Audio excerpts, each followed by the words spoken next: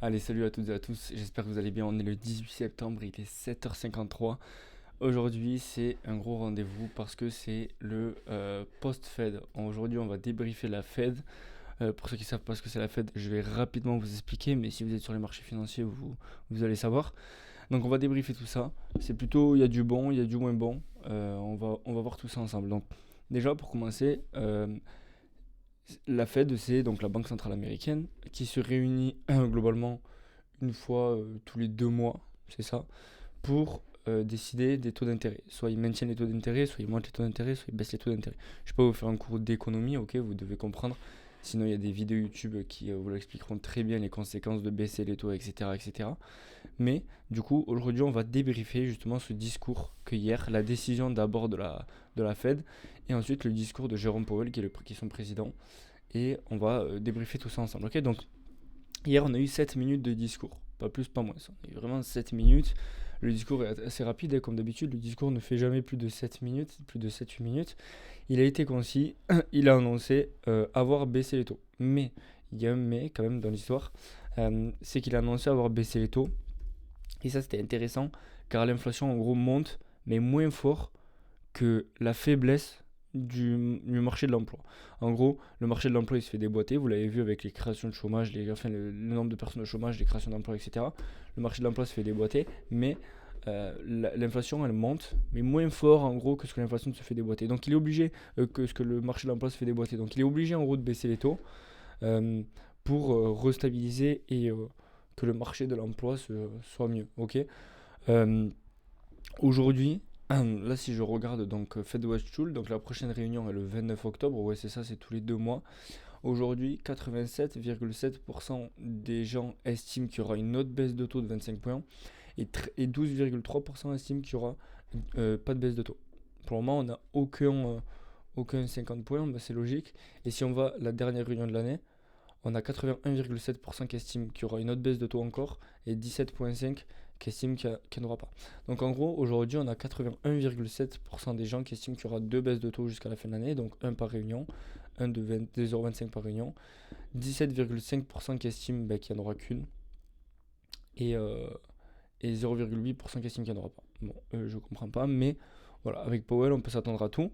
Et c'était même très intéressant parce que ça se traduit un peu. Au début, pendant le discours, il était mi-hawkish, mi-dovish. Hawkish, ça veut dire euh, une personne qui veut vraiment resserrer les taux, qui préfère, voilà, en gros, garder ses taux hauts.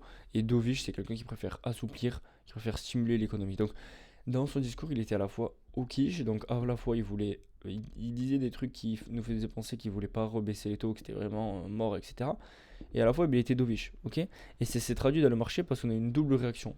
On a une double réaction. D'abord, on a eu un impact, on a eu une énorme bougie baissière. Si vous ouvrez les graphiques sur le Nasdaq en 1 heure, une grosse bougie baissière et après on a directement pump à la hausse. Et je vais faire le lien avec une anecdote. Hier, je regardais un live justement pour regarder le discours de la Fed. J'aime bien regarder la Fed, mais je regarde un mec en live. Et dans le chat, dans la première réaction, première bougie baissière, il y a vraiment, sans mentir, il y a 50% des gens dans le chat qui disaient, au début, quand il y avait la bougie baissière, hein, vendez tout maintenant, rachetez plus bas, un conseil, etc., etc. Et cetera. Et justement, ce genre de mèche, j'ai pas envie de dire que c'est pour bait et pour justement inciter à ça.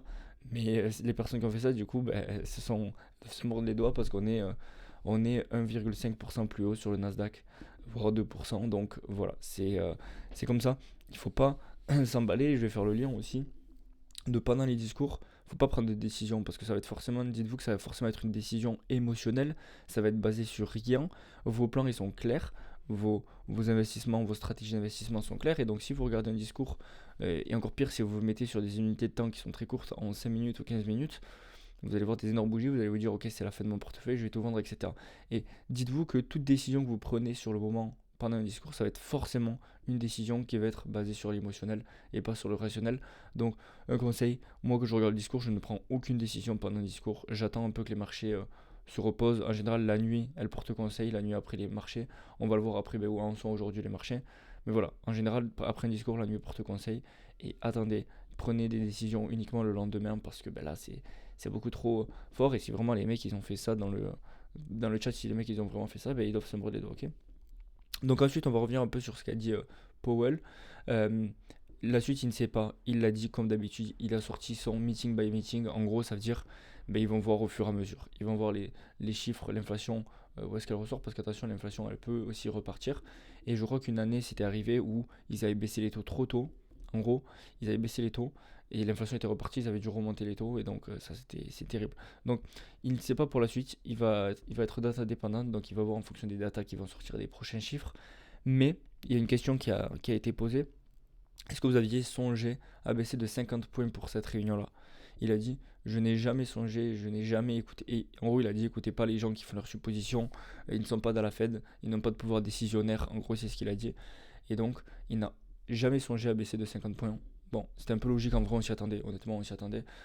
S'il baissait de 50 points, c'était vraiment pour drop the mic. Une année, je me rappelle, il l'avait fait.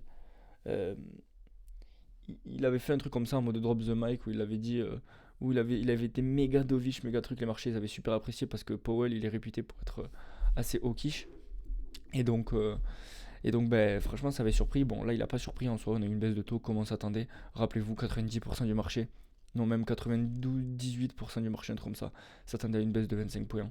On l'a eu, donc voilà. Mais il n'a jamais songé à baisser de 50 points de base et il ne sait pas pour la suite. En gros, c'est ce qu'il faut retenir. Meeting by meeting, data dépendante, on va attendre de voir.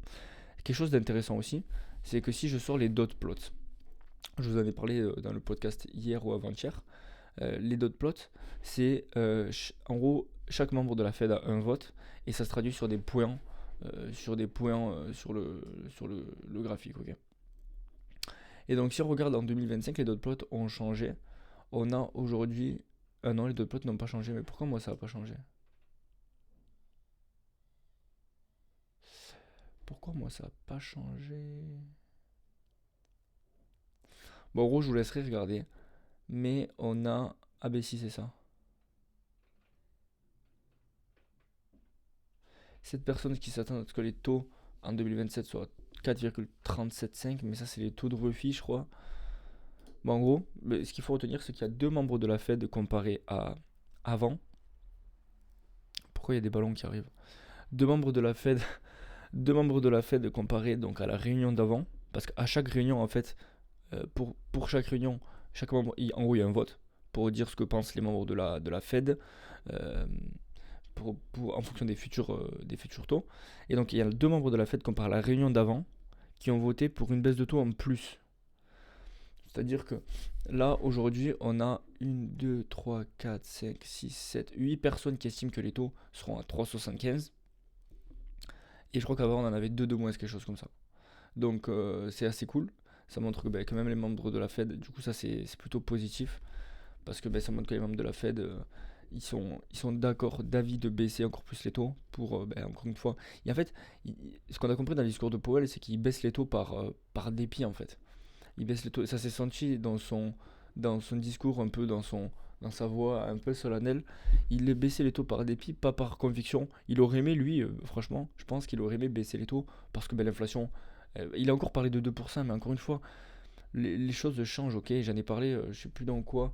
euh, bon, bref, je sais plus où est-ce que j'en ai parlé. C'est comme tout ce qui est valorisation d'une entreprise. On peut pas comparer une valorisation d'une entreprise de maintenant et une valorisation d'une entreprise il y a je sais pas combien d'années.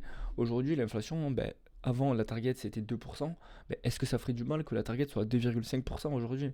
Il y a de plus en plus de pouvoir d'achat dans le monde, il y a de plus en plus de millionnaires, de milliardaires. C'est normal qu'il y ait de plus en plus de consommation et qu'il y ait de plus en plus d'inflation. Donc, est-ce que le nouveau de 2% serait pas le 2,5%? Je sais pas. En tout cas, lui, il a parlé de la target des 2%. Bon, il a du coup, pour revenir à ce que je disais, il n'a pas baissé les taux par conviction. Il aurait aimé lui baisser les taux en se disant on a l'inflation qui est revenue à 2% qui se stabilise, on baisse les taux parce que c'est le moment. Donc là, il a dit l'inflation monte, mais moins fort que le marché de l'emploi se fait déboîter. Donc on va baisser les taux, pas parce que l'inflation est basse et que je suis content de cette inflation-là, mais parce que pour éviter que le marché de l'emploi se fasse déboîter encore plus. Globalement, c'est ce qu'il a dit. Bon, encore une fois, c'est Jérôme Powell. S'il pouvait, même lui, s'il pouvait ne pas baisser les taux et faire chier Trump, il l'aurait fait. Honnêtement, là, il a vraiment pas le choix. C'est une question d'économie en soi. Mais il n'a pas parlé de stagflation. Il n'a pas parlé de stagflation parce que Enfin, en soi, c'est un peu ce qu'il veut dire. Stagflation, c'est une inflation qui reste courante avec une économie qui se fait déboîter. Donc bon, c'est un peu ça. Il a baissé les taux, on va voir ce que ça va donner. Maintenant, le marché a bien réagi. On va venir sur le dernier point du coup de ce podcast. J'espère que ça vous plaît. On a 10 minutes. N'hésitez pas à vous abonner, à mettre un pouce bleu, peu importe sur la plateforme. Si vous êtes sur Spotify ou YouTube, vous pouvez mettre 5 étoiles sur Spotify. Là, du coup, on a aujourd'hui les marchés qui ont plutôt bien réagi à ça. Hier, au plus bas, si je prends le plus bas de la mèche pendant le discours, donc il s'est fait à 20h et quelques. Et là où on est actuellement, on est quasiment on est à 1,6% au-dessus. Ok, donc les marchés ont plutôt bien réagi. Graphiquement, techniquement, ça m'a beaucoup plu quand j'ai vu la clôture de la bougie en 1 heure. Encore une fois, je ne prends pas de décision sur l'instant T. Moi, quand il y a un discours, je ne prends pas de décision, je reste à l'écart. Mais quand j'ai vu la clôture de la bougie de 20h en H1 qui prend la liquidité, bref, je ne vais pas rentrer dans l'analyse technique, mais ça m'avait plu.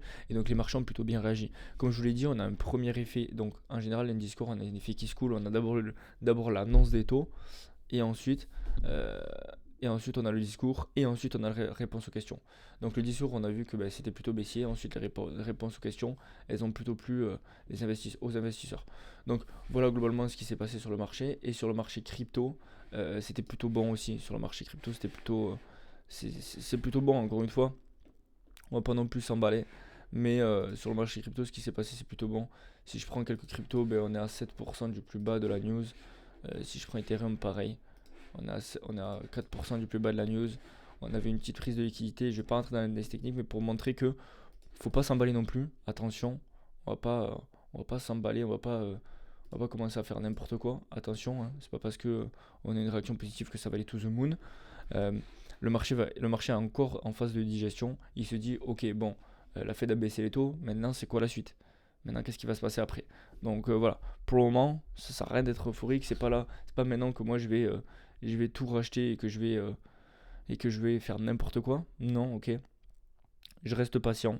Encore une fois, les plans respectez vos plans. Dites-vous que vos plans d'hier sont encore les plans d'aujourd'hui, à moins que vous étiez baissier sur les indices. Mais bon, être baissier sur les indices, voilà. Actuellement, je sais pas si c'est le meilleur choix, mais voilà, vos plans étaient clairs, vos targets étaient clairs. Maintenant, respectez tout ça. Et voilà, vous allez... il faut pas reprendre vos décisions suite à ce discours-là, en fait. Il faut que ce discours ce soit en conséquence positive à vos plans, soit à réadapter vos plans. Mais faut pas se dire ça part, je vais tout acheter parce que j'ai peur. Reprenez du recul, regardez en weekly, regardez où est-ce qu'il est le Nasdaq. Est-ce que vous avez envie de payer le Nasdaq à ce niveau-là? Encore une fois, je dissocie le Nasdaq avec des entreprises. Il y a des entreprises qui sont à de très bons niveaux, et moi je peux encore rentrer sur certaines entreprises. Mais, encore une fois, attention. Ne soyez pas dans le FOMO de vous dire que ça part au ciel, qu'il faut rentrer maintenant. Ok, non. Donc voilà, c'est tout pour aujourd'hui les gars. On a fait un point sur ce qu'il a dit, on a fait un point marché. Ça fait 13 minutes de podcast, je suis content. Et n'hésitez pas à vous abonner, à mettre un pouce bleu. Et je vous dis à la prochaine. Ciao tout le monde.